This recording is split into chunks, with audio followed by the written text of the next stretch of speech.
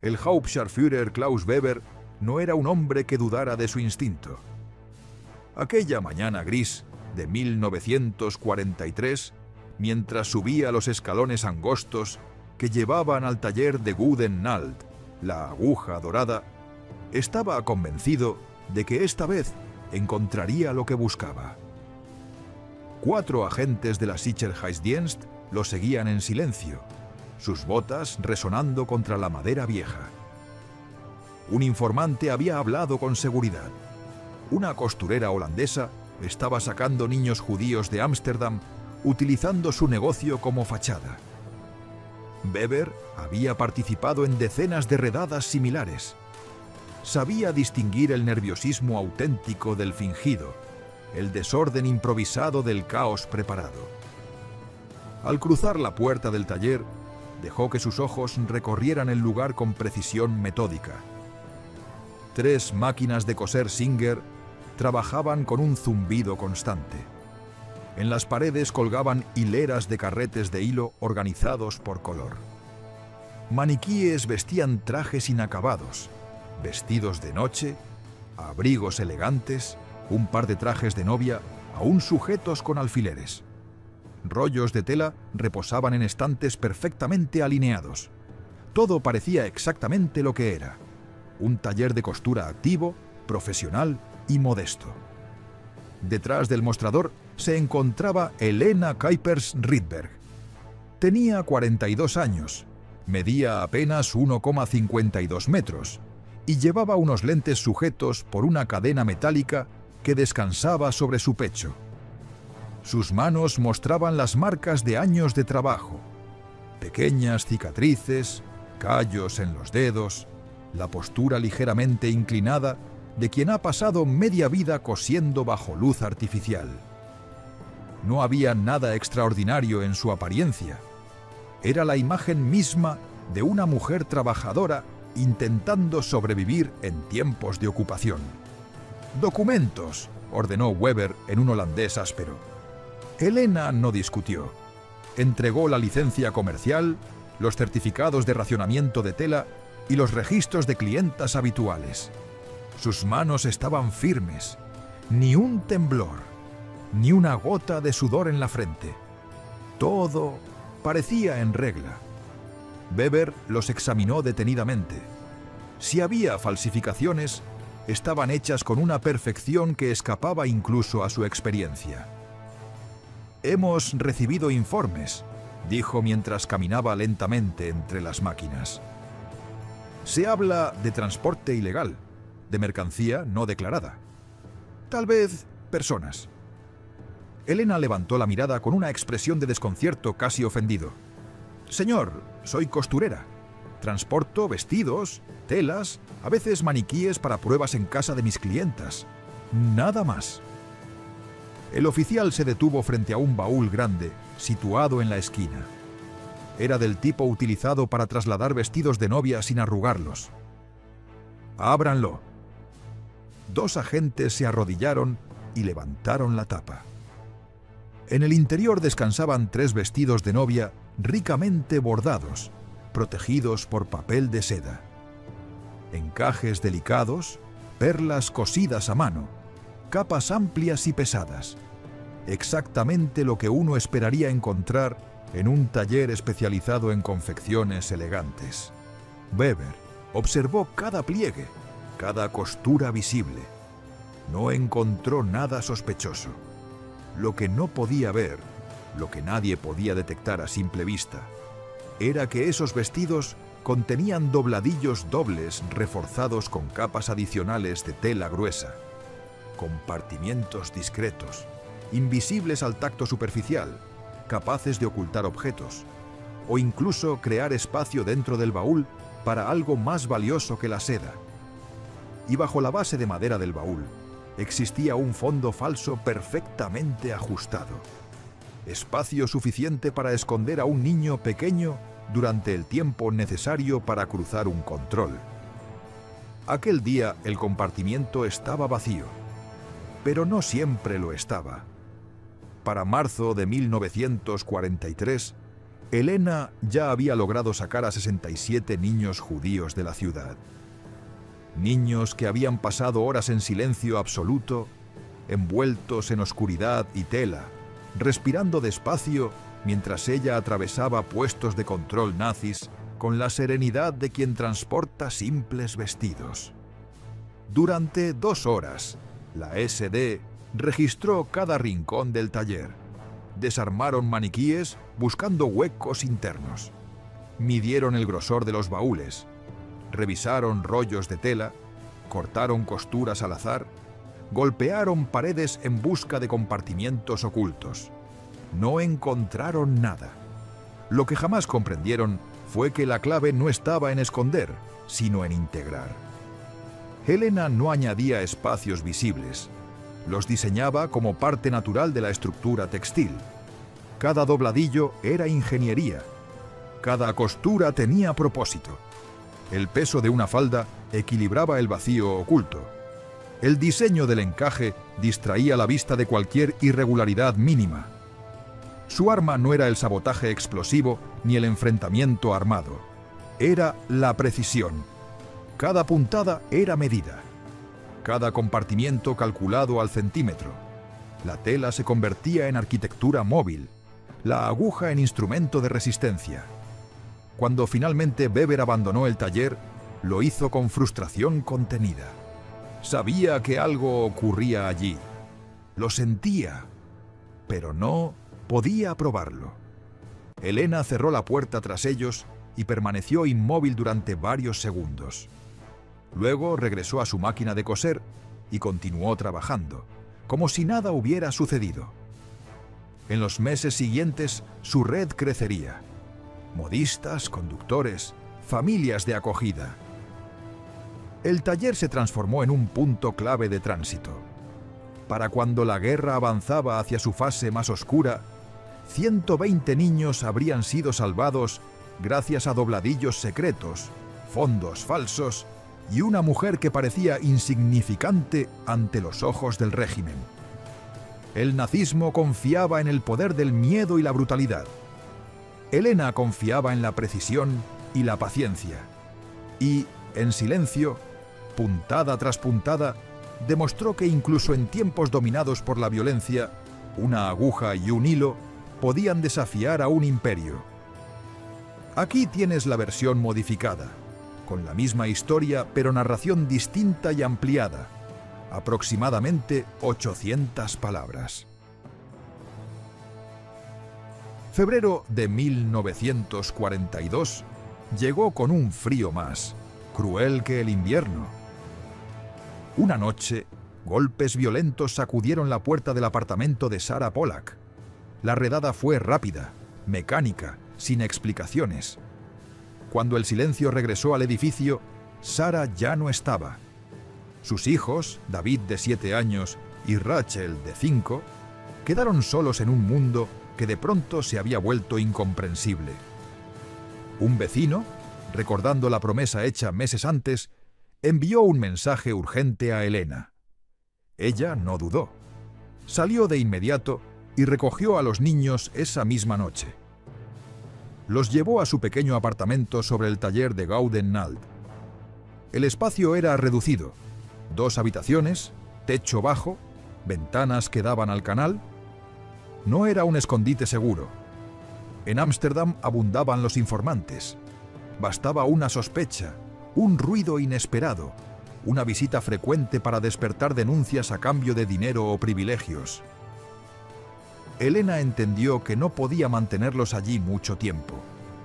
La única opción viable era trasladarlos fuera de la ciudad, hacia zonas rurales, donde pudieran pasar por huérfanos holandeses o hijos de parientes lejanos. Pero el traslado representaba el mayor riesgo.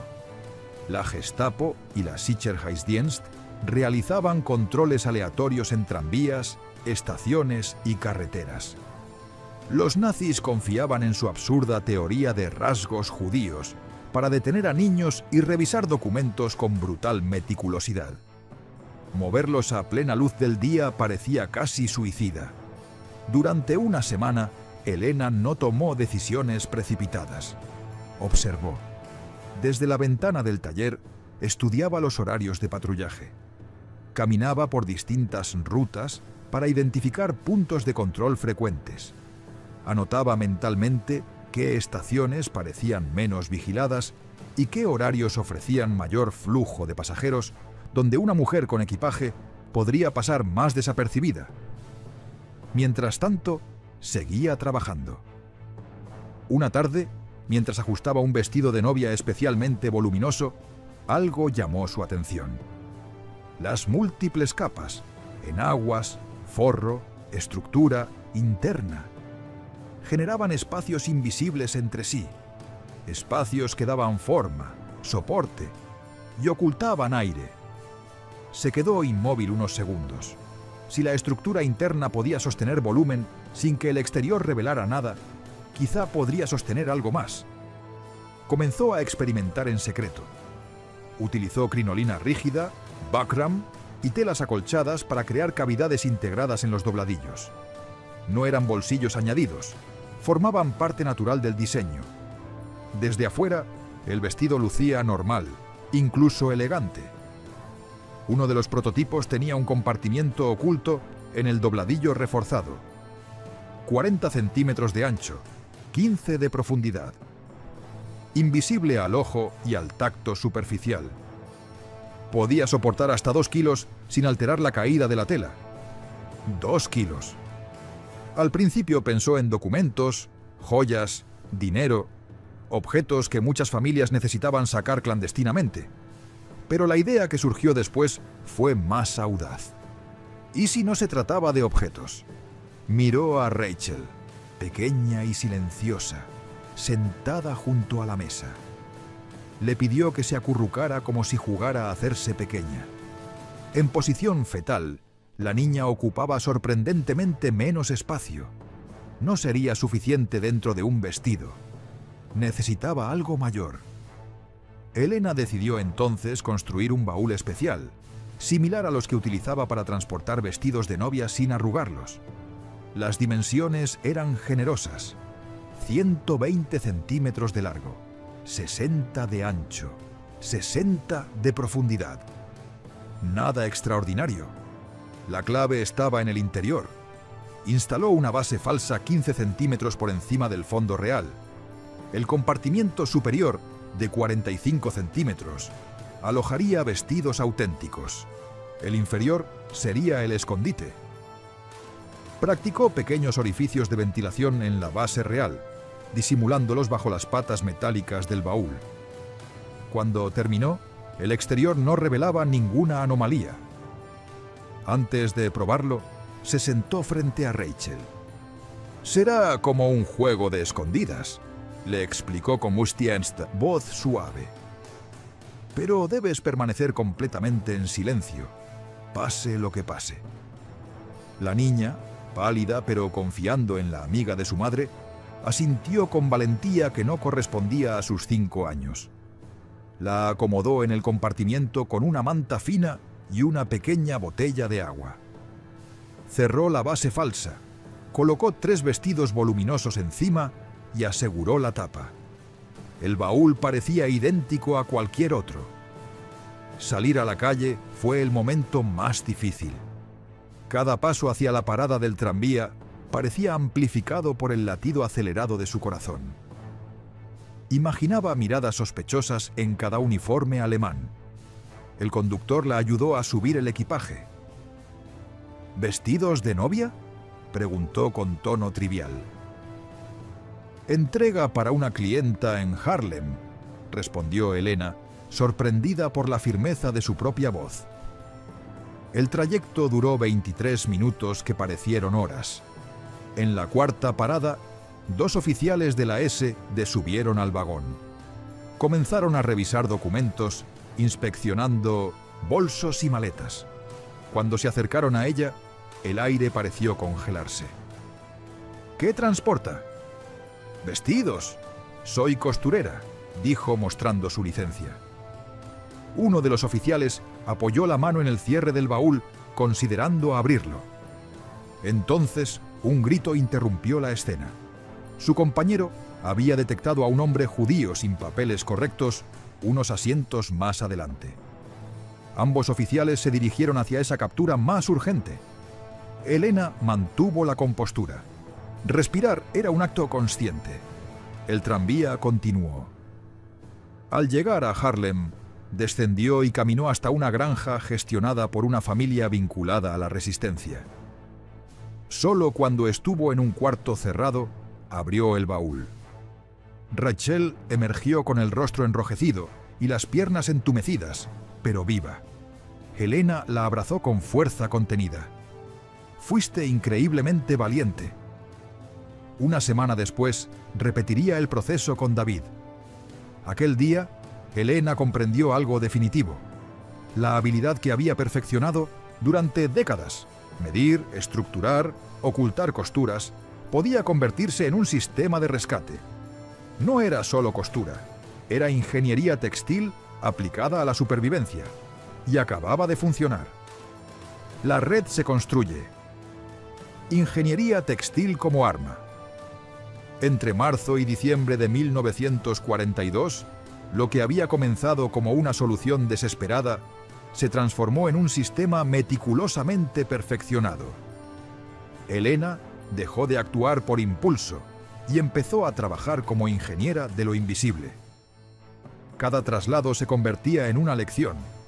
Si algo salía bien, analizaba por qué. Si algo casi fallaba, rediseñaba el método entero. Descubrió pronto un patrón importante. Los niños menores de 8 años eran los más adecuados para los compartimientos ocultos. Eran lo bastante pequeños para adaptarse a espacios reducidos, lo suficientemente disciplinados, si se les explicaba con calma, para guardar silencio, y lo bastante mayores para resistir varias horas sin perder el control. Los muy pequeños podían llorar sin aviso. Los mayores ocupaban demasiado espacio. La edad ideal no era cuestión emocional, sino estructural. A lo largo de esos meses, desarrolló 5 técnicas principales de ocultamiento, cada una diseñada para circunstancias específicas. El primer método fue el más emblemático, el baúl de novia. Perfeccionó el doble fondo hasta hacerlo prácticamente indetectable. Ajustó la distancia exacta entre la base real y la falsa para maximizar el espacio sin alterar el peso aparente. Los orificios de ventilación se camuflaban como pequeños detalles decorativos o sistemas de drenaje. Encima del compartimiento, colocaba vestidos auténticos, voluminosos y pesados, que reforzaban la ilusión. El niño viajaba en posición fetal, protegido por mantas delgadas. Este método se convirtió en el más confiable para trayectos largos. En más de 30 transportes no fue descubierto una sola vez. Los inspectores asumían que un baúl lleno de vestidos era exactamente eso. El segundo método exigía aún más sangre fría, el maniquí hueco. Elena comenzó a fabricar maniquíes de costura con estructura interna vacía. Desde el exterior parecían completamente sólidos, vestidos con prendas reales y ajustadas con alfileres. En la base había una apertura discreta por donde un niño pequeño, generalmente de entre 4 y 6 años, podía introducirse y cerrarse desde dentro con un gancho simple. Debía permanecer de pie, inmóvil, mientras Elena lo entregaba a tiendas colaboradoras o lo transportaba como mercancía profesional. En una ocasión, un estornudo inesperado casi arruina la operación. Elena reaccionó con naturalidad, comentando que el ruido provenía de la calle. El oficial aceptó la explicación. Fue uno de los pocos momentos en que el sistema estuvo a punto de colapsar. El tercer método no estaba pensado para personas, sino para identidad y memoria. Diseñó abrigos de múltiples capas con decenas de compartimientos internos cosidos entre el forro. Cada bolsillo era tan delgado, apenas unos milímetros, que no podía detectarse mediante palpación superficial. En un solo abrigo podían esconderse decenas de documentos falsificados, billetes o pequeñas joyas familiares. Para descubrirlos, habría sido necesario descoser completamente la prenda. Nunca ocurrió. Este sistema permitió sostener la infraestructura invisible que hacía posible los rescates. El cuarto método fue uno de los más delicados: vestidos de maternidad con vientres estructurados. Algunas mujeres de la Resistencia fingían embarazos para evitar sospechas. Elena adaptó esa idea y creó estructuras acolchadas que, en ciertos casos, eran huecas. Permitían transportar bebés o niños muy pequeños pegados al cuerpo de la portadora. Se utilizaban sedantes suaves, cuidadosamente dosificados, para mantener a los bebés dormidos durante el trayecto. Era efectivo, pero impredecible. 2 veces los bebés despertaron antes de tiempo. En una de ellas, la transportadora fue arrestada. En la otra, logró escapar gracias a la intervención de un colaborador distraído. El quinto método implicaba equipaje de múltiples capas. Maletas reforzadas con compartimientos en los laterales, el fondo e incluso el interior de las asas. Eran especialmente útiles en trenes, donde las inspecciones tendían a ser rápidas y menos invasivas que en controles urbanos. Cada pieza requería entre 20 y 40 horas de trabajo. Elena medía al milímetro. Las costuras debían desaparecer bajo la vista y el tacto. Los soportes internos debían sostener peso humano sin deformarse. La ventilación debía permitir respirar sin delatar el escondite. Para diciembre de 1942, había logrado rescatar a 23 niños. Sin embargo, comprendía que su capacidad individual tenía límites. Trabajar sola no era sostenible ni seguro. A través de su iglesia, comenzó a identificar a otras costureras con la misma convicción moral. No buscaba heroísmo, sino discreción y disciplina. Organizó pequeñas células de 3 o 4 mujeres que no conocían la identidad de otros grupos. Si una era capturada, el daño quedaría contenido. Elena diseñaba los patrones y enseñaba las técnicas más delicadas. Otras fabricaban las estructuras. La producción se multiplicó. Para mediados de 1943, la red contaba con 12 costureras, 8 transportadoras y más de 20 direcciones seguras en zonas rurales. La operación funcionaba con precisión casi industrial. Las familias judías contactaban a la red mediante intermediarios de confianza. Elena evaluaba cada caso: edad del niño, urgencia, características físicas que facilitaran o dificultaran el ocultamiento. No era prejuicio, era cálculo de supervivencia. Si aceptaba la misión, coordinaba cada detalle: fabricación del escondite, ruta, horarios, documentos, familia de acogida. Planificaba rutas alternativas por si surgía un control inesperado. Nunca improvisaba 2 veces el mismo trayecto. Antes de cada transporte, hablaba personalmente con los niños. Les explicaba qué esperar, cuánto duraría, cómo respirar despacio si sentían miedo. Les enseñaba a convertir el silencio en fortaleza. Los trataba con una ternura profunda, quizá alimentada por las pérdidas que había sufrido en silencio años atrás. «Eres muy valiente», les decía siempre. «Es difícil ahora, pero al final del camino hay seguridad. Solo un poco más». En esos espacios oscuros y estrechos, entre madera y tela, no solo viajaban cuerpos pequeños, viajaba la posibilidad de un futuro. 14 de marzo de 1943, el día en que todo estuvo a punto de derrumbarse. El Hauptscharführer Weber llegó al taller de Gaudenwald con la seguridad de quien cree tener información sólida. Un informante había hablado. En la Ámsterdam ocupada abundaban los colaboradores. hombres y mujeres dispuestos a señalar vecinos por dinero, miedo o simple oportunismo. Elena sabía que ese momento podía llegar en cualquier instante. Vivía con esa posibilidad como una sombra constante. Pero aquella mañana, por pura coincidencia o cálculo prudente, el taller estaba limpio. No había niños ocultos, ningún compartimiento activo. Solo telas, maniquíes y vestidos a medio terminar. Weber y sus hombres registraron el lugar con violencia metódica. Abrieron baúles, desarmaron estructuras, midieron paredes buscando cámaras ocultas. Arrastraron mesas, voltearon estantes, inspeccionaron cada centímetro visible. Encontraron exactamente lo que parecía: un negocio legítimo. Lo que jamás sospecharon fue que el verdadero corazón de la operación no estaba a la vista.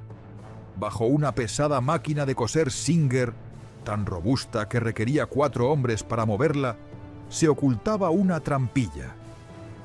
Debajo, un pequeño sótano adaptado como taller clandestino.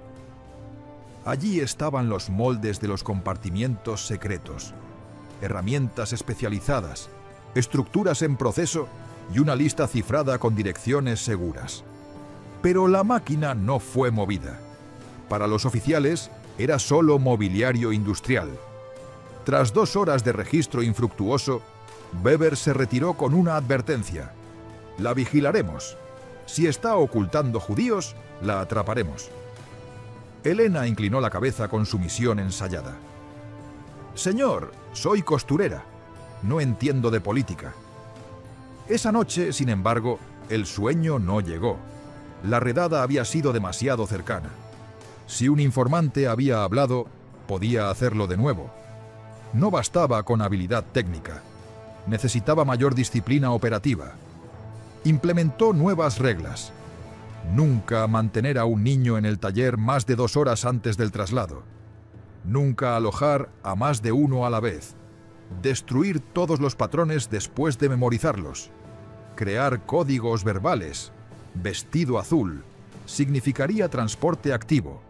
Vestido rojo, peligro inmediato. Establecer vigilancia externa con miembros de la resistencia que alertaran si los nazis se aproximaban. El sistema se volvió más estricto. Aún así, en julio de 1943 estuvo a punto de fracasar. Elena debía trasladar a gemelos de 6 años, Jacob y Lia. Utilizó el método del doble baúl, 2 cofres idénticos, cada uno con vestidos auténticos cubriendo un compartimiento oculto. En la estación Ámsterdam Central, la inspección fue aleatoria, o eso parecía. Un oficial señaló directamente los baúles. «Ábralos». Elena obedeció con calma calculada. Los vestidos aparecieron impecables, bordados elaborados, encajes delicados. El primer oficial pareció satisfecho, el segundo no. Observó que uno de los baúles resultaba inusualmente pesado. «Levántelo». Elena lo hizo, fingiendo esfuerzo excesivo. «Son vestidos ceremoniales, señor. Bordados, cuentas. Pesan mucho». El oficial retiró los vestidos uno por uno. Sus dedos golpearon la base falsa. El sonido no fue completamente macizo. Elena sintió que el aire desaparecía. Abajo, Jacob permanecía inmóvil en posición fetal. Cualquier movimiento sería fatal. El oficial volvió a golpear la madera. Entonces, como si el destino hubiera intervenido, estalló un altercado al otro lado del andén. 2 miembros de la resistencia, que seguían a Elena discretamente, iniciaron una pelea fingida. Gritos, empujones, caos repentino. Los oficiales se giraron al instante. El posible escondite dejó de ser prioridad frente al desorden público. Elena cerró los baúles con manos firmes por pura voluntad. Caminó hacia la salida con paso medido. No corrió. No miró atrás. Solo cuando estuvo a varias calles de distancia, permitió que el temblor recorriera su cuerpo. Esa noche, los gemelos llegaron a una granja en Friesland. Sobrevivirían la guerra. Pero Elena sabía que no podía depender siempre de distracciones milagrosas. En agosto de 1943, otro incidente puso a prueba su sangre fría. Transportaba a una niña de 5 años, Miriam, utilizando el método del maniquí, hueco. El cuerpo rígido estaba vestido con un traje elegante. Elena empujaba el carro de mano con aparente normalidad. Un oficial alemán la detuvo. «¿Qué lleva ahí?» «Un maniquí para exhibición», respondió sin titubear. El oficial rodeó la figura, tocando el vestido, palpando la estructura. «Se ve muy sólido». «Madera de calidad», contestó Elena. «Trabajo profesional». El oficial golpeó el torso. El sonido fue convincente, aunque ligeramente hueco. Dentro, Miriam hacía lo impensable para una niña de su edad. No respirar profundamente, no moverse, no reaccionar. Convertirse en estatua. El oficial parecía inclinarse hacia una inspección más profunda cuando su radio crepitó con urgencia. Una llamada desde otro sector de la ciudad. Se marchó apresurado. Elena no aceleró el paso hasta doblar la esquina. Solo entonces dejó escapar el aire contenido. En la tienda colaboradora, abrió el compartimiento. Miriam salió temblando, el miedo acumulado estallando en lágrimas silenciosas. Elena la abrazó con una ternura que no se permitía en público. «Fuiste perfecta», susurró, «valiente como nadie». Estos momentos se repetían con inquietante frecuencia. De los aproximadamente 120 rescates organizados entre 1942 y 1944, cerca de 30 implicaron inspecciones peligrosamente cercanas. No era suerte constante. Era una combinación de diseño impecable, autocontrol absoluto y el coraje extraordinario de niños obligados a madurar demasiado pronto. La guerra convertía a adultos en verdugos. Elena, en cambio, convertía madera y tela en refugios invisibles. Y mientras los registros continuaban y las sospechas crecían, ella seguía cosiendo, ajustando, midiendo. Como si solo fuera una costurera más. Elena comprendió muy pronto que la precisión de sus costuras y la solidez de los compartimientos ocultos no bastaban para garantizar el éxito. La madera reforzada, las telas dobles y las ventilaciones invisibles eran solo una parte del trabajo. La otra mitad, la más delicada, la más dolorosa, tenía que ver con la mente de los niños. No estaba escondiendo paquetes. Estaba pidiendo a pequeños de entre 4 y 10 años que enfrentaran un terror que muchos adultos no podían soportar sin quebrarse. Así nació su método. Antes de cada transporte, el taller se transformaba en algo distinto. Ya no era solo un espacio de costura, sino un escenario de preparación emocional. Elena desarrolló un protocolo que repetía con disciplina casi científica, aunque lo ejecutaba con una ternura profundamente maternal. Primera etapa: convertir el miedo en juego. Horas antes del traslado, cerraba puertas y ventanas. El mundo exterior desaparecía. Solo quedaban ella, el niño y el compartimiento secreto. «Este es tu lugar especial», decía con voz suave. «Como un escondite cuando juegas. Pero este escondite es importante. Te va a proteger». Nunca forzaba a nadie a entrar. Permitía que tocaran las paredes, que inspeccionaran el interior, que hicieran preguntas. Algunos niños se arrastraban dentro por curiosidad. Otros necesitaban más tiempo. Elena aguardaba con paciencia infinita. La familiaridad era el primer antídoto contra el pánico. Entraban y salían varias veces. Reían nerviosamente. A veces decoraban el espacio con una pequeña cinta o un botón que Elena cosía discretamente para que lo sintieran propio. Convertir el escondite en algo conocido reducía la sensación de prisión. Segunda etapa: domesticar el tiempo. Luego comenzaban los ejercicios de duración. Primero 5 minutos, después 10, más tarde 20. Elena se sentaba cerca, trabajando en silencio, para que el niño supiera que no estaba solo. Cada intervalo terminaba con elogios. Lo hiciste perfecto.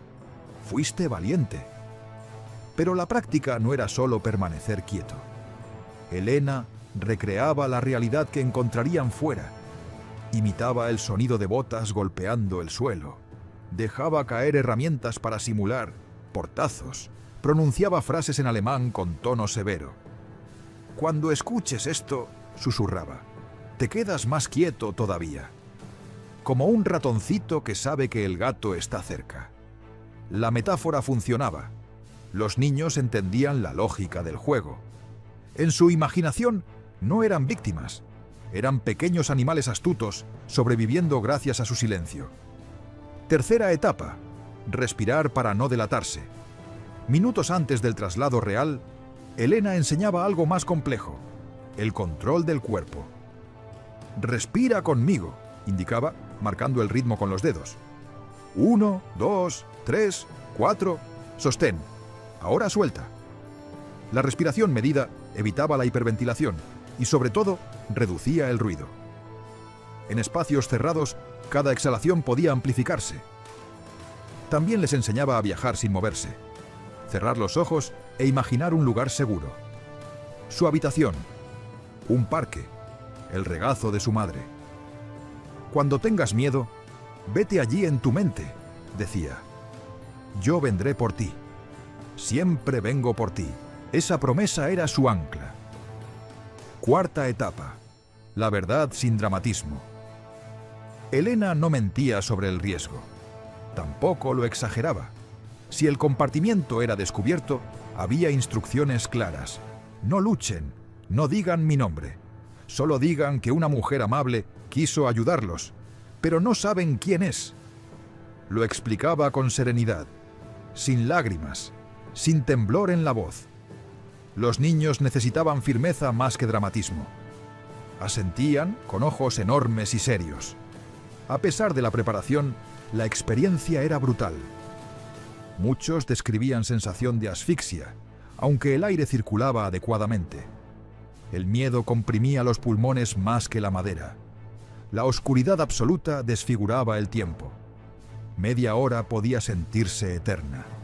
Había dolor físico. Calambres en piernas pequeñas, dobladas durante horas. Hormigueo. Necesidad urgente de ir al baño. Algunos regresaban con ropa húmeda y rostro avergonzado. Elena jamás los reprendía. Eso no importa, decía limpiándolos con delicadeza. Lo importante es que estás vivo. Anotaba observaciones en un cuaderno cifrado que escondía entre patrones de costura. Allí registraba no solo resultados logísticos, sino reacciones emocionales. Escribió una vez: emergen temblando. Algunos no lloran, simplemente miran al vacío. Parecen soldados después de un bombardeo.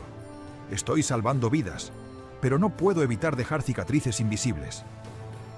Sin embargo, su conclusión era siempre la misma. El trauma era terrible, pero la alternativa era peor. Con el tiempo notó patrones. Las niñas, en general, seguían instrucciones con precisión sorprendente. Permanecían inmóviles más tiempo. Tal vez, reflexionaba Elena, porque desde pequeñas se les enseñaba a contener emociones. Los niños tendían a moverse más, a tensarse físicamente. Sin embargo, muchos desarrollaban una especie de desconexión mental. Apagaban su conciencia hasta que todo terminaba. Los más pequeños eran el mayor desafío. No comprendían razones abstractas. Para ellos, el silencio no era estrategia, era incomprensible. En ciertos casos, Elena utilizaba sedantes suaves en dosis mínimas. Le atormentaba la decisión, pero el riesgo de un llanto inesperado podía significar muerte. Los mayores, por otro lado, entendían demasiado. Sabían que estaban a centímetros de ser descubiertos. Resistían mejor físicamente, pero después sufrían pesadillas intensas. El caso que más la marcó fue el de unos gemelos de 4 años descritos como diferentes. No respondían bien a órdenes verbales y se alteraban ante ruidos fuertes. Helena pasó días repitiendo ejercicios simples hasta que lograron asociar el compartimiento con un juego estructurado. Finalmente los transportó juntos, en compartimientos separados pero cercanos. Cuando los entregó sanos y salvos, lloró sola en su taller por primera vez en meses. No siempre aceptaba casos. Si percibía que un niño no podría soportarlo, buscaba otra solución: documentación falsa, refugios permanentes en granjas, identidades alternativas. Su mayor descubrimiento fue este: los niños poseían una resiliencia que los adultos subestimaban. Cuando comprendían, aunque fuera de manera intuitiva, que su silencio era la frontera entre la vida y la muerte, ejecutaban un autocontrol extraordinario. Helena nunca dejó de asombrarse ante eso. Cada vez que abría un compartimiento y un par de ojos asustados la miraban desde la oscuridad, repetía la misma frase: «Ya pasó. Eres increíblemente valiente». Y en ese instante, por encima del miedo, lo que predominaba era algo más poderoso: la supervivencia. 15 de enero de 1944. Durante casi 2 años, Helena había vivido en equilibrio sobre un hilo invisible. Aquella mañana, el hilo se rompió. El hombre que la observaba desde las sombras no era un desconocido improvisado. Jan Brouwer, holandés de 34 años, llevaba meses reuniendo detalles con Mintethio. Paciencia fría. No actuaba por miedo. Lo movían el dinero y un antisemitismo cultivado con resentimiento. Desde marzo de 1943, había convertido la rutina de Helena en un estudio meticuloso. Anotaba horarios, contaba baúles, seguía trayectos. Observó que casi cada semana salían del taller cofres demasiado pesados para contener solo telas. Vio entrar a familias judías que luego desaparecían del barrio sin que sus hijos figuraran en las listas de deportación. Percibió ausencias, niños que jugaban en la calle y de pronto ya no estaban. Para Brouwer, las piezas encajaban. Su primer informe a la S había sido vago. Esta vez no. Entregó nombres, fechas, descripciones de equipaje, incluso bocetos del interior del taller. La Gestapo decidió actuar con precisión quirúrgica. A las 6 de la mañana del 15 de enero, cuando la ciudad aún estaba envuelta en penumbra invernal, 6 agentes rodearon el edificio de Guden-Nalt. 2 se apostaron en la puerta trasera. 4 entraron por el frente. No querían riesgos. Helena acababa de despertar cuando escuchó los golpes secos. No hubo tiempo para quemar papeles ni esconder herramientas. La irrupción fue inmediata, violenta, definitiva. Registraron cada rincón. En el taller encontraron un maniquí abierto, aún sin terminar, su interior hueco expuesto como una confesión muda. Descubrieron patrones dibujados con medidas exactas que revelaban compartimientos invisibles. Hallaron una lista parcial de direcciones, la versión abreviada que Helena conservaba para consultas rápidas, y cartas cifradas cuya existencia bastaba para incriminarla. Era suficiente. La trasladaron al cuartel de la Gestapo en Euterpestraat, edificio que en Ámsterdam se pronunciaba en voz baja, casi con superstición. Allí no se buscaban verdades, se arrancaban. Durante 3 días la interrogaron sin pausa. Querían nombres, ubicaciones, rutas. Querían saber dónde estaban los niños y quién más cosía en aquella red silenciosa. Helena respondió con silencio. La privaron de sueño. La golpearon. simularon ahogamiento. Intentaron quebrarla con amenazas calculadas. Frente a ellos había una mujer de 43 años, de apenas 1,52 m. Manos acostumbradas a la aguja, no a la violencia. Sin embargo, resistió con una firmeza que desconcertaba a sus interrogadores. No era heroísmo teatral, era determinación simple. Si hablaba, morirían otros. En la cuarta noche, agotada pero lúcida, escuchó algo distinto. Primero un rumor lejano, luego sirenas, después explosiones que sacudieron los muros. La RAF británica bombardeaba objetivos industriales de la ciudad. Una bomba cayó a pocos cientos de metros del cuartel. Las luces parpadearon y se apagaron. El edificio vibró. Gritos en alemán resonaron por los pasillos. El orden rígido se convirtió en caos. En medio de esa confusión, ocurrió lo improbable. Una guardia holandesa llamada Grit Vandenberg, que en secreto simpatizaba con la resistencia, abrió la celda. Su rostro estaba pálido, pero su decisión era firme. «Ahora», susurró, «no habrá otra oportunidad». Helena no preguntó, corrió, atravesó corredores apenas iluminados, descendió escaleras que crujían bajo el impacto distante de las bombas y salió por una puerta lateral que daba a una calle cubierta de humo y gente desorientada. Las sirenas seguían aullando. Civiles corrían buscando refugio. Entre esa multitud, una mujer pequeña podía desaparecer. Y desapareció. Llegó a una casa segura gestionada por la resistencia. Allí permaneció oculta 2 semanas, recuperándose de los interrogatorios y reorganizando mentalmente lo que quedaba de su red. Pensó que todo se había perdido. Sin embargo, descubrió algo que la sostuvo. La red no dependía solo de ella. Mientras estuvo detenida, otras costureras continuaron trabajando. Los compartimientos siguieron fabricándose. Los niños siguieron moviéndose hacia refugios rurales. Su captura no había destruido el sistema. Lo había aprobado. Aún así, Helena ya no podía regresar a su vida anterior. Su rostro estaba registrado. De Guden-Nald fue confiscada y cerrada definitivamente. El taller donde había cosido esperanza quedó sellado por las autoridades. Desde entonces, hasta la liberación en mayo de 1945, trabajó en la sombra absoluta. Cambiaba constantemente de escondite. Diseñaba patrones en pequeños trozos de papel que otros recogían. Coordinaba operaciones a través de mensajes codificados transmitidos por intermediarios. Ya no tocaba todos los compartimientos, pero cada diseño llevaba su precisión. La guerra avanzaba lentamente hacia su fin, pero los peligros no disminuían. Cada traslado seguía siendo un riesgo calculado. El rescate número 120 ocurrió en abril de 1945, cuando el Tercer Reich ya mostraba señales de derrumbe.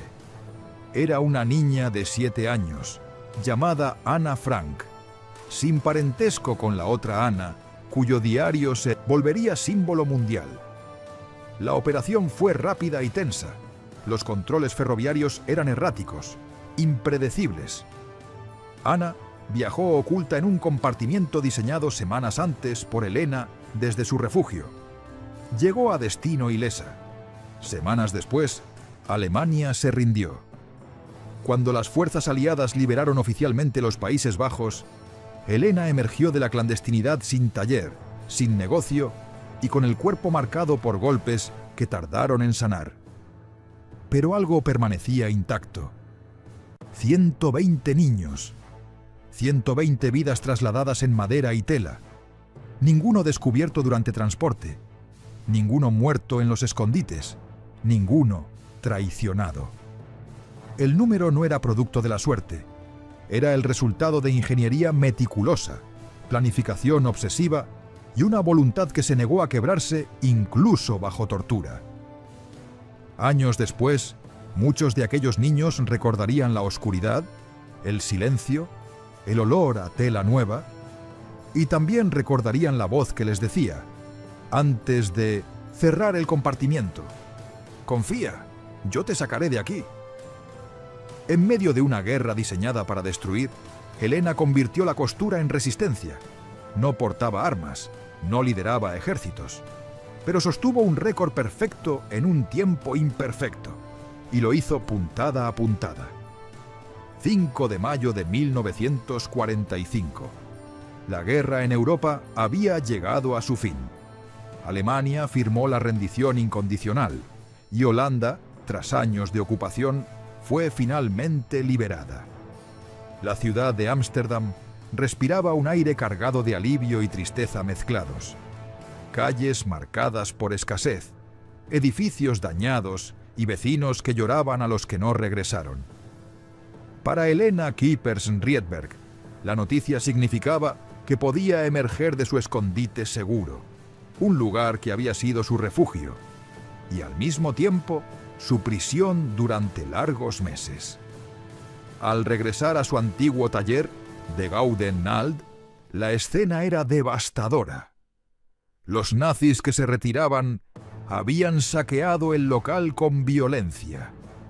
Máquinas de coser arrancadas de sus bases, pedazos de madera astillados, telas cortadas y robadas, ventanas rotas y pernos arrancados.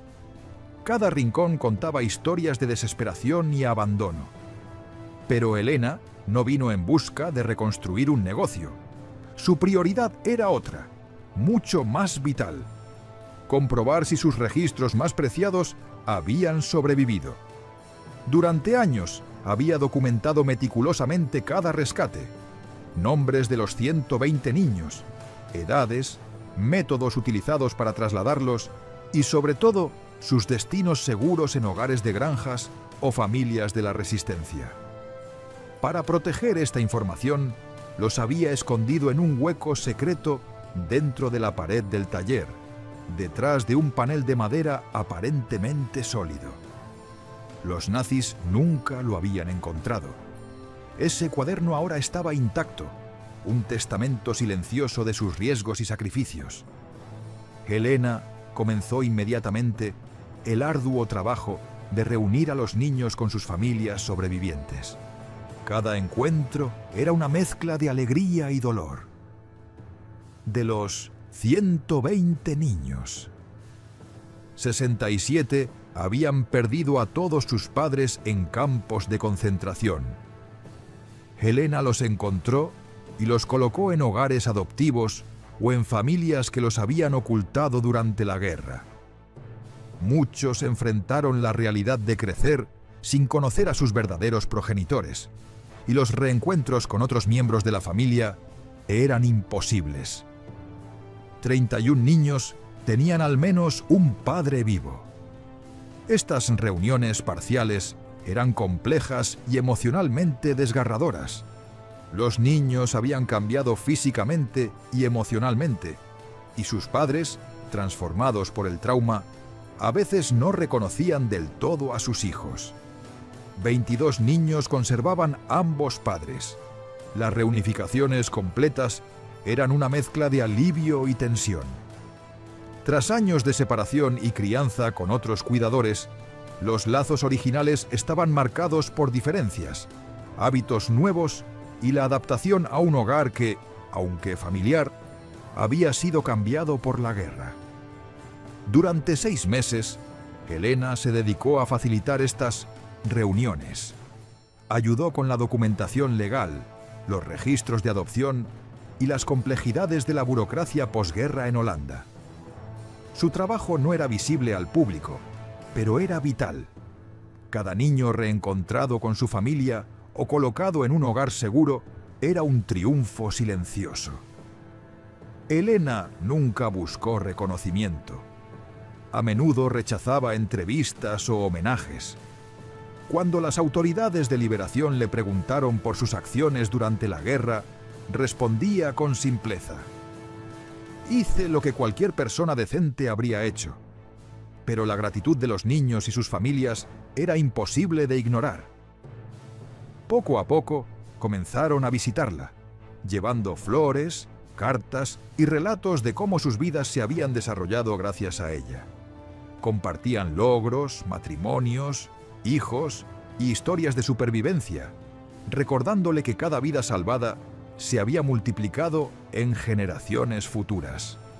En 1950, la comunidad judía de Ámsterdam organizó una ceremonia sorpresa para honrarla. Esperaban a unas pocas decenas de asistentes, pero más de 200 personas llegaron. Los 120 niños rescatados, ahora adolescentes o jóvenes adultos, sus familias adoptivas y biológicas, amigos y miembros de la comunidad cuya vida había sido transformada por la acción silenciosa de una costurera. El rabino David Cohen, líder de la comunidad judía sobreviviente, habló con voz firme y emocionada. Helena Kuipers Rydberg salvó 120 vidas judías, pero su impacto va más allá de esas vidas individuales. Cada uno de esos niños se ha convertido en adulto, en padre o madre, y ha dado vida a nuevas generaciones. Hasta ahora, esos 120 niños han generado al menos 147 descendientes. Ella no solo salvó 120 vidas, salvó cientos, tal vez miles, a lo largo del tiempo. Los nazis buscaban destruir nuestro pueblo por completo, pero cada niño que Helena protegió es una derrota para su ambición. Ella venció a Hitler 120 veces, una niña o un niño a la vez. Helena, incómoda con la atención y los aplausos, respondió modestamente: «No utilicé armas ni bombas, solo trabajé con aguja e hilo. Mi oficio se convirtió en arma porque los nazis nunca consideraron que una costurera pudiera ser peligrosa. Esa fue mi ventaja». En medio de esa multitud, mientras los agradecimientos y las lágrimas se mezclaban, quedó claro que su legado no era solo un acto de heroísmo aislado, sino una cadena de esperanza que se extendía más allá de la guerra. Cada puntada que había dado, cada compartimiento secreto que había construido y cada riesgo que había asumido se había traducido en vidas salvadas y en un futuro preservado para cientos de personas. Así, la pequeña mujer que medía apenas 1,52 metros se convirtió en un símbolo de resistencia silenciosa, demostrando que el coraje, la ingeniosidad y la compasión pueden ser tan poderosos como cualquier arma en tiempos de oscuridad. Su taller había sido saqueado, pero su impacto en el mundo, el de los 120 niños y sus descendientes, era incalculable, eterno e imposible de borrar. Después de la guerra, cuando ingenieros, diseñadores y expertos en textiles comenzaron a analizar los métodos de Helena Kuipers Rydberg, quedaron absolutamente impresionados por la complejidad y sofisticación de su trabajo. Los compartimientos secretos que ella había creado no eran simples trucos de costura, eran aplicaciones avanzadas de principios estructurales y de ingeniería textil que la gran mayoría de costureras profesionales no llegaban a dominar. Cada detalle de su diseño estaba pensado para combinar funcionalidad, seguridad y discreción, resultando en sistemas de ocultamiento que podían salvar vidas sin que nadie sospechara. Uno de los elementos más impresionantes de su técnica era la construcción de doble pared con espacio estructural. Los vestidos de novia de la época utilizaban enaguas y crinolinas únicamente para dar volumen y forma a la falda. Helena transformó este concepto básico en una estructura compleja. Las enaguas estaban organizadas estratégicamente para crear cámaras huecas integradas en la tela, que parecían simples refuerzos de soporte. La genialidad radicaba en que estas cavidades eran parte integral del vestido. Tocarlas o presionarlas no revelaba su existencia. Para un inspector, la tela se sentía perfectamente rígida y consistente, y era imposible diferenciar entre estructura sólida y espacio hueco. De este modo, los compartimientos podían ocultar desde documentos hasta niños pequeños sin alterar la apariencia o silueta del vestido.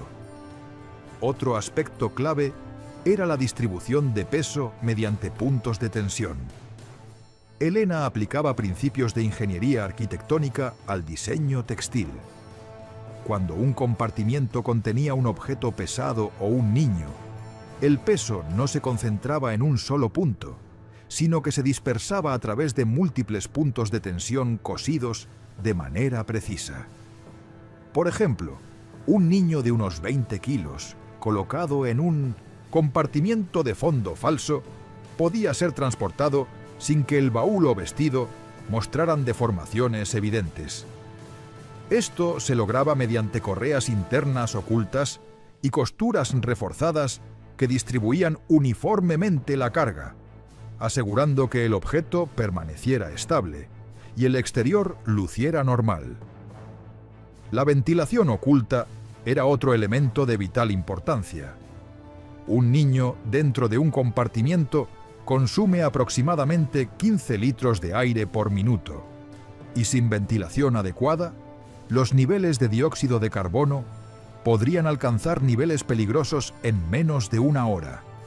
Elena resolvía este problema con ingenio.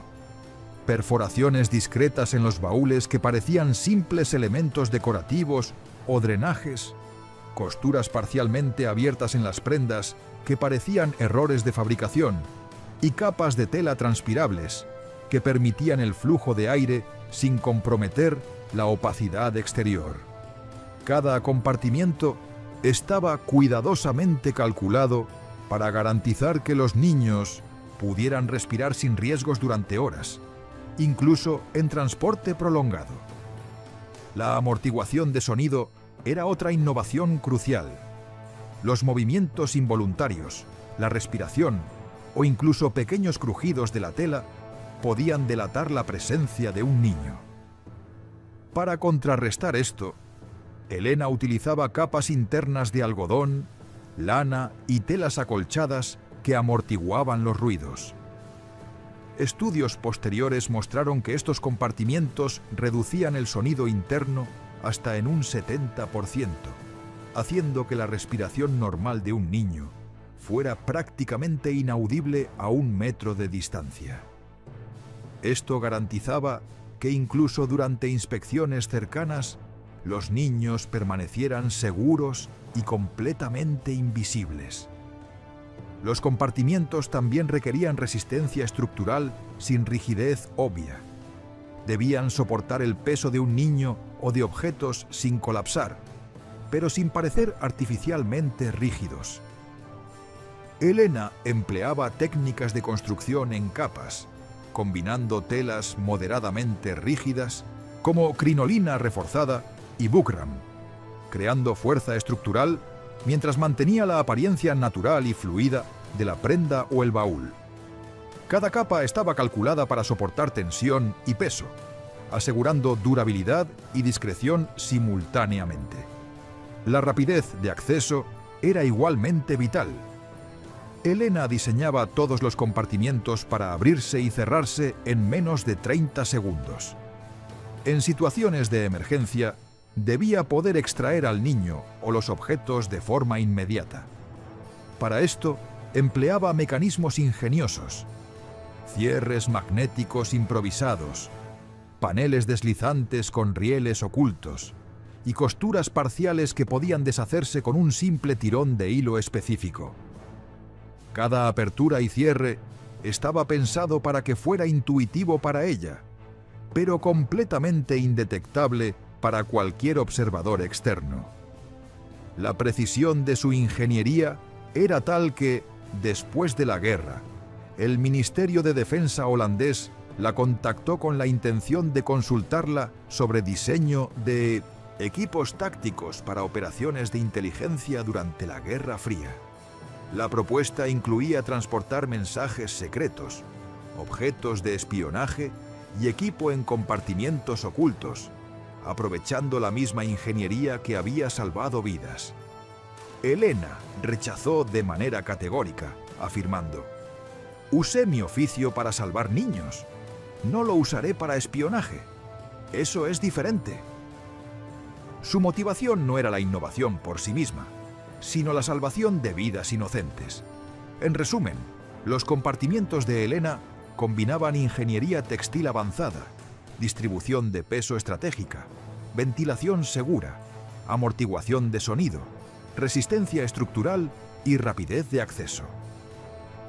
Cada detalle estaba cuidadosamente planificado y probado, permitiendo que su trabajo funcionara a la perfección bajo condiciones extremas y con riesgo de muerte. Lo que parecía un simple taller de costura era, en realidad, un laboratorio de microingeniería portátil. Su creatividad, ingenio y profundo compromiso moral con la vida humana transformaron herramientas humildes, aguja, hilo y tela, en armas poderosas de salvación, desafiando a la crueldad más extrema de su época y dejando un legado de ingeniería y valentía que sería estudiado por generaciones. Helena Cuypers Rydberg vivió hasta 1974, falleciendo a los 74 años por causas naturales, dejando atrás un legado que iba mucho más allá de su vida cotidiana como costurera. Nunca volvió a abrir The Gooden Nalt como taller comercial. La experiencia de la guerra había transformado su relación con la costura y con la vida misma. Después de 1945, trabajó como maestra de costura, enseñando a nuevas generaciones de estudiantes la precisión y dedicación que ella misma había cultivado durante años, mientras vivía modestamente gracias a una pensión gubernamental limitada. Su vida pública fue mínima, su reputación privada, monumental. En 1968, Elena fue reconocida por Yad Vashem como justa entre las naciones, un honor otorgado por el Estado de Israel a los no judíos que arriesgaron sus vidas para salvar judíos durante el Holocausto. La ceremonia se celebró en Jerusalén, donde Elena viajó por primera y única vez fuera de Holanda desde el fin de la guerra. La ocasión fue extraordinaria. 47 de los niños que ella había rescatado, ahora adultos entre 30 y 40 años, viajaron también para estar presentes. La reunión se convirtió en un evento histórico, con cobertura de medios israelíes. Fotografías capturaron a la pequeña mujer holandesa, rodeada por decenas de personas que lloraban, la abrazaban y expresaban gratitud profunda por lo que había hecho. Durante la ceremonia, Jacob Pollack, el gemelo que Elena había transportado en un baúl en 1943, ofreció un testimonio conmovedor. Elena nos enseñó que las armas más poderosas contra la maldad no siempre son obvias. Nadie pensaría en una aguja y un hilo como herramientas para salvar vidas. Pero en manos de Elena, esos mismos instrumentos fueron más efectivos que muchos rifles. Los nazis tenían ejércitos, pistolas, tanques y balas. Elena tenía su máquina de coser Singer, hilos y creatividad. Su ingenio convirtió la costura en un arma de vida. Cada puntada era un acto de resistencia. Cada compartimiento secreto, una derrota silenciosa de Hitler. Nosotros, los 120, somos prueba viviente de que una persona con habilidad especializada y compromiso moral puede cambiar la historia. Hitler quería matarnos, y Elena dijo no. Su no fue más poderoso que todo el aparato nazi.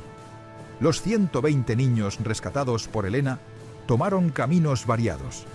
2 se convirtieron en médicos, 3 en maestros, 1 en rabino, 7 en ingenieros, 4 en artistas y 1 aprendió el oficio de costura directamente de Elena.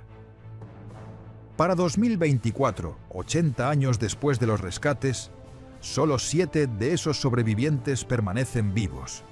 todos mayores de 85 años. Sin embargo, sus descendientes, hijos, nietos y bisnietos, suman más de 1.200 personas, multiplicando la vida que Helena salvó. Cada niño rescatado se convirtió en un nodo de nuevas vidas, familias y legado humano. En Ámsterdam, en Herengracht 401, una placa conmemorativa marca la ubicación de De Gouden Naald. El texto dice: en este edificio, 1940 a 1944, Helena Kuipers Rydberg operó un taller de costura que salvó 120 niños judíos mediante ingeniería textil y coraje moral. Su aguja e hilo fueron armas contra el genocidio. Nunca olvidamos. Sin embargo, quizás el memorial más conmovedor se encuentra en Yad Vashem, Jerusalén. Allí, en la sección permanente dedicada a los justos entre las naciones, una vitrina conserva objetos personales de Helena. Una de sus máquinas Singer, patrones originales de compartimientos secretos, fotografías de los niños rescatados, testimonios en video y, como pieza central, un pequeño vestido de novia con dobladillo secreto, abierto para mostrar su construcción interna. Los visitantes observan ese dobladillo y pueden imaginar el espacio de 15 centímetros donde un niño permaneció durante horas, silencioso y aterrorizado, confiando en la habilidad y coraje de Helena. La historia de Helena transmite lecciones universales sobre subestimación, creatividad y resistencia. Los nazis despreciaron por completo el potencial de resistencia de los oficios femeninos, considerando la costura una actividad doméstica sin amenaza estratégica. Esta ceguera de género fue un error fatal que Helena supo explotar con inteligencia. Su especialización, aparentemente inofensiva, se convirtió en una herramienta crítica para salvar vidas. Su estatura y apariencia física tampoco inspiraban miedo. Medía apenas 1,52 metros y pesaba alrededor de 45 kilos. Sin embargo, su valor y precisión técnica compensaban cualquier limitación física. Cada compartimiento, cada dobladillo, cada costura debía ser perfecta. Un error mínimo podía significar la muerte de un niño. Su obsesión por la exactitud milimétrica fue la diferencia entre el éxito y el desastre. El coraje puede tomar muchas formas. Helena nunca empuñó un arma, nunca destruyó una instalación nazi, ni ejecutó sabotajes violentos. Su resistencia fue silenciosa, creativa y basada en habilidad especializada, pero salvó tantas vidas como muchos combatientes armados. Cuando los nazis inspeccionaron De Gouden Naald en marzo de 1943, vieron un taller ordinario lleno de telas, maniquíes y vestidos. No vieron armas. No entendieron que en una guerra total todo podía ser arma. Aguja, hilo, dobladillo, creatividad y determinación. Hauptscharführer Weber pasó horas registrando aquel taller, convencido de que ocultaba judíos. Y tenía razón, pero nunca descubrió los compartimientos secretos. Nunca comprendió que estaba a centímetros de un sistema de rescate que salvaría 120 vidas. Su fracaso no fue por falta de diligencia, sino por falta de imaginación. No pudo concebir que una costurera pequeña, con una máquina Singer y determinación inquebrantable, pudiera derrotar al aparato de seguridad nazi. Helena Kuipers Rydberg lo hizo, 120 veces, con aguja, hilo y un coraje silencioso que convirtió su oficio en resistencia. Los nazis nunca sospecharon, y gracias a eso, 120 niños sobrevivieron, y sus vidas florecieron multiplicándose a través de generaciones, dejando un legado que continúa hasta hoy.